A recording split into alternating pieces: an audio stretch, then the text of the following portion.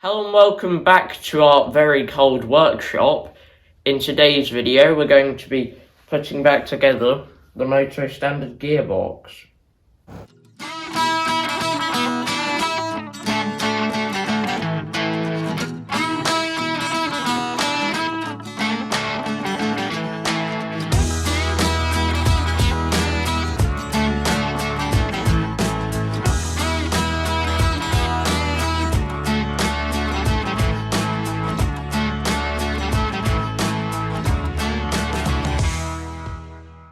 In the last video, we fully stripped down this gearbox to try and find any issues or things that needed replacing.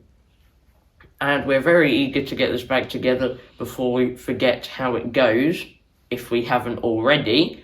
But we ordered all the parts after the previous video, and they actually came in extremely quickly this time, unlike some of our previous projects.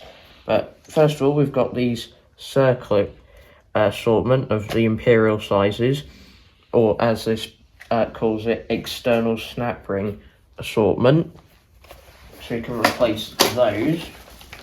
Then we have this pair of oil seals, one to go in here and then the other one to go down there, the other side of that bronze bush. I'll put over there. Then also in our parts bag we have this, which is the new thrust bearing and has a couple of thrust washers with it, so we probably won't need to use the thrust washers that we found the other day. Then we've got this, which is the new bronze bush to replace this one, which also went in there. And then finally, we have this, which is a True Lock Super Gasket Eliminator, which basically I believe you put around the sealed parts instead of a gasket, and it acts just like a gasket, but it's a liquid that you put on there. And we haven't used this before. However, we've used other products from this brand and they've worked well, so we'll see how this goes. Now, in preparation for what we're doing today, we've cleaned up this gasket surface, so that's free of the old gasket and oil. And we've also punched out the old oil seal out of down there. Now, the first thing we're looking to replace is the bronze bush and put this new one in, which goes in there. We're not fully sure how much we'll be able to video of all of this installation and rebuilding, but we'll bring you as much footage as we can without getting something wrong. Now, to get this bush in, we could have used the hydraulic press. However, we thought that would be too risky, seeing as this is aluminium, and if you look here, this part isn't really that thick, so we didn't want to take any risk with that. So what we did was we got our M12 bolt that we pulled it out with, put the new bush there, and then we have an oversized washer inside with a nut, and then I'm just going to do this up and hopefully it'll pull the bush in without any problems. And this should give me a good idea if something gets stuck or anything like that. Much better than if we did it with the press. And that feels like it's going in quite smoothly.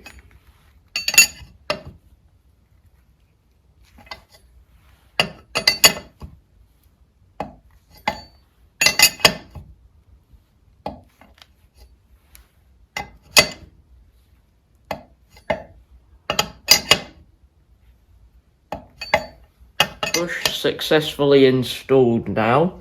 You can see in there it's almost flush, and then the other side it sticks out a tiny bit, which is how it's meant to be. Anyway, now we will take these old thrust washers off of here.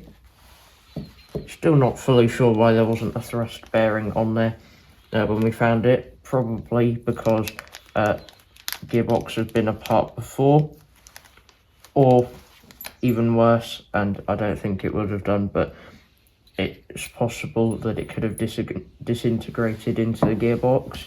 And now we'll put our new thrust washers and thrust bearing on.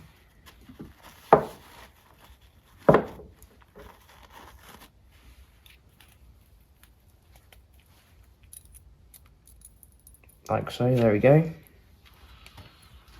That's on there. And time to put it into our new bush. That is nice and tight in there. And you can see there isn't any play in it, which is good. We have the shaft back in now. And time to move on, and we're going to put this beveled gear back in with this gear on top and the thrust bearing and thrust washers underneath it, and then we'll put this shaft that goes through it in as well to make sure everything's in line. We've jumped ahead a bit here.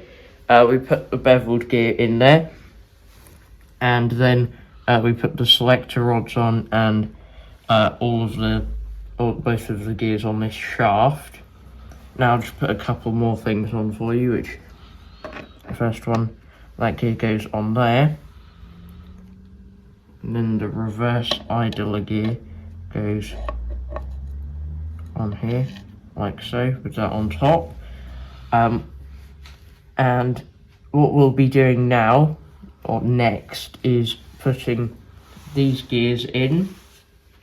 And then what we'll probably do is put the selector back on, the diff, this plate on, and before we sort out any gasket stuff. And then we'll just check that all the gears work as they should do before sorting out gaskets and sealing it up properly. We put the gears back in, and then put the differential in and assembled it again, just so we could test it. None of the gaskets or anything are done, of course. And as you can see here, it goes into the gears all right. So we are pretty happy with that. And what we're going to do now is take it back apart again. We'll show you the gears put back together, and then we can do the gasket sealing. We've pulled it all apart again now. We've got the diff off, this end plate, and then this spacer, and we've cleaned up all of the gasket surfaces on these three parts. And when we were putting this back together, these gears weren't actually very easy to get in. We had to kind of juggle them about to get them past the selected gears. However, it's in now. And also, something that we had to do was line up the selector so that it goes into neutral, as you can see there, where the two selector things have the notches lined up, and then the plate in the middle that stops you going across the gate was lined up as well, so that was actually in neutral. Anyway, time to be using our gasket eliminator, and as I said, we've cleaned up the gasket surfaces, and as I said earlier in the video, we've never used this before.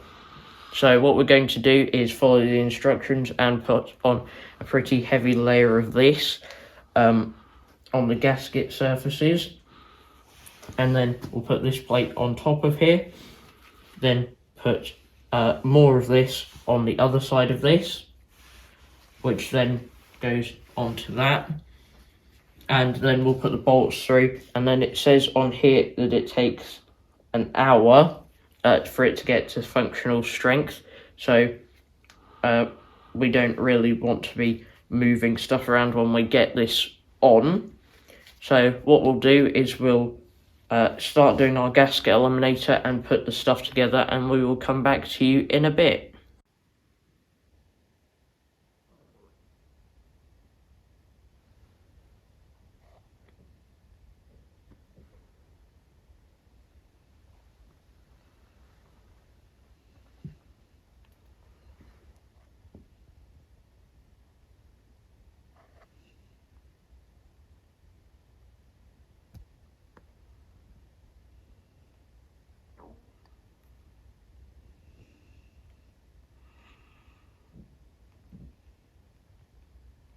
we have everything together, bolted and torqued, and all the gasket stuff in there. Now, as we said before, it says on it to leave it for an hour to set and harden, and we're going to do that partly because it says so, and partly because we've got a lot of clearing up to do here on the bench.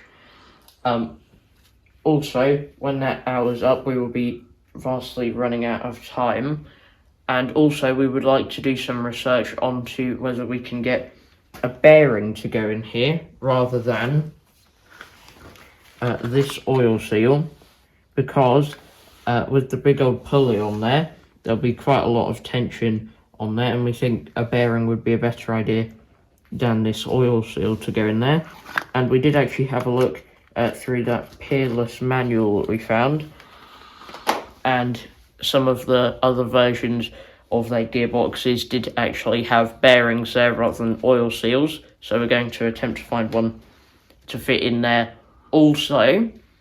And while we're doing this, it'll give us a perfect opportunity to clean up the back end of the tractor. The frame is still filthy back here, and we'd like to get it to a similar standard as the rest of the tractor, which is looking rather shiny. But on that note, we're going to end this video here. Thanks for watching, and I'll see you in the next one. Bye.